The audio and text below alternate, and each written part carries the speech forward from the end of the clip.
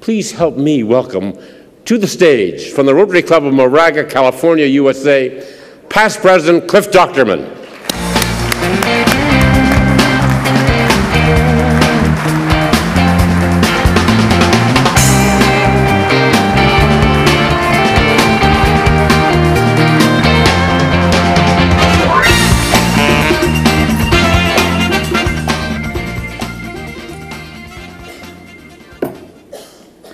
If I said I had some beautiful flowers here, right here in my hand, you wouldn't believe it. You can easily see all I have is a package of dried brown seeds. That's all. Brown seeds. And they never will become beautiful flowers unless we do something very important. We've got to plant them. Give them plenty of water and plenty of sunshine and help them grow if we want beautiful flowers to develop. In the same way, Rotary membership in your district will not grow or blossom unless some very important steps are taken. Now, why do Rotary leaders keep emphasizing membership growth and development? Oh, the answer is easy. Rotary's very survival depends upon membership growth. It's a universal maximum. An organization either grows or dies. Just like a beautiful bouquet, we must replace the old flowers with new flowers, or the bouquet will soon wither and die. Tragically, some other service clubs have suffered the disaster of declining membership. And we must not let that happen to Rotary International. As you travel throughout your districts, you're going to be asked, well, how do we expand or grow our membership? So let's talk about how you are going to help your clubs expand their membership. Now, there are three distinct ways for Rotary membership to grow. Number one, you can seek new members for your club.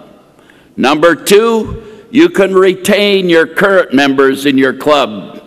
And number three, you can sponsor a new club in your community or district. Now let's look at some practical steps which you can give to clubs, and they can make each one of these three actions happen.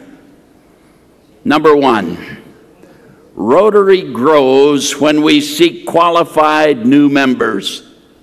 But a club must have a specific plan for growth.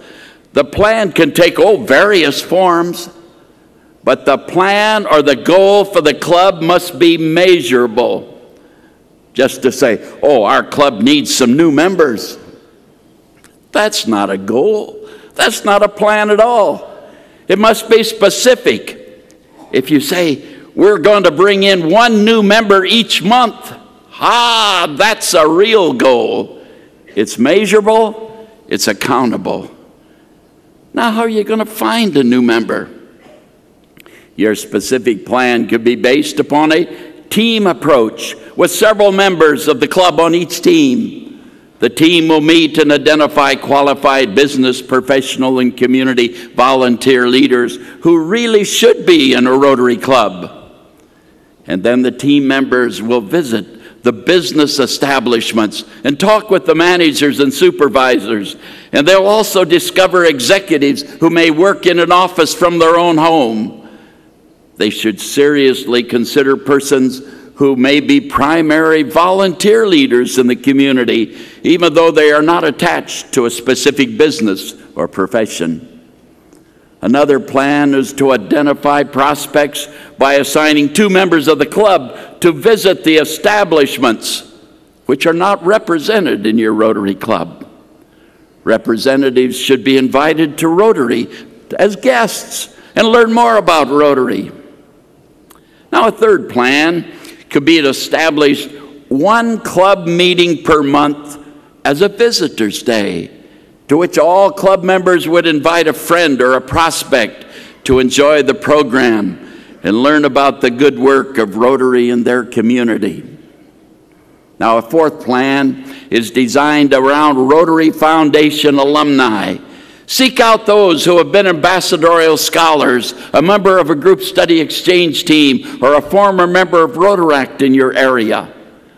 These are natural prospects, and so many alumni report that no Rotarian has ever invited them to a Rotary meeting. Now, another effective plan is when every club member is invited to prepare a list of all their personal contacts.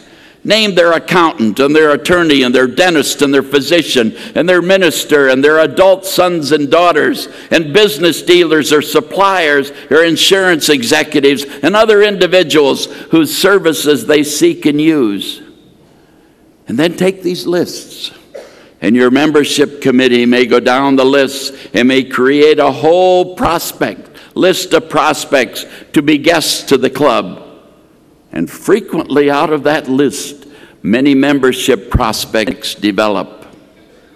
Another effective plan for those clubs which have a substantial number of retired Rotarians is to sit down and ask each retired person in the club to name the best person in the community who is performing the work that they previously did. And new prospects may quickly develop. Another plan is to look into your community for diversity. Are there ethnic communities where Rotary is not known or even considered? Are there areas where Rotary is somehow neglected to seek memberships? Another promising plan is to extend a welcome invitation to women business and professional executives and eligible spouses of Rotarians who fulfill the requirements of membership. If you have clubs in your district which still believe that men are the only business and professional managers and supervisors in the world, then you may also have an informational task to perform. Much of the business of the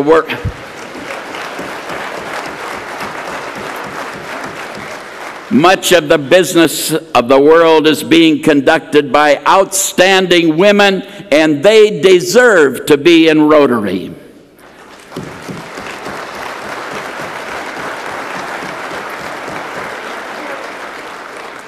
If you have Rotary clubs in your districts which can't handle this, then step out.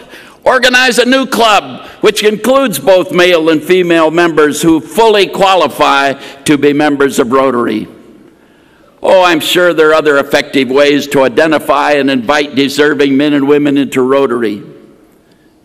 It's a well-known reason that many highly qualified managers and executives do not belong to Rotary for the very simple fact they've never been asked. Your task as district governors is to give your club some practical tools to create a specific plan to identify the men and the women who should be qualified prospects, and then to invite them to become active Rotarians. Let's move on to the second topic. We can expand Rotary membership by retaining the members we currently have. Every business knows that it's far easier to retain a good customer than it is to find a new one. We know that about 15% of all Rotarians leave Rotary each year. That's about 180,000 Rotarians who leave Rotary each year. Obviously, we're unable to change the fact that each year some Rotarians will die. Some of them may have been dead already. But what suggestions are you going to give those clubs to retain the current members who drop out of their Rotary club?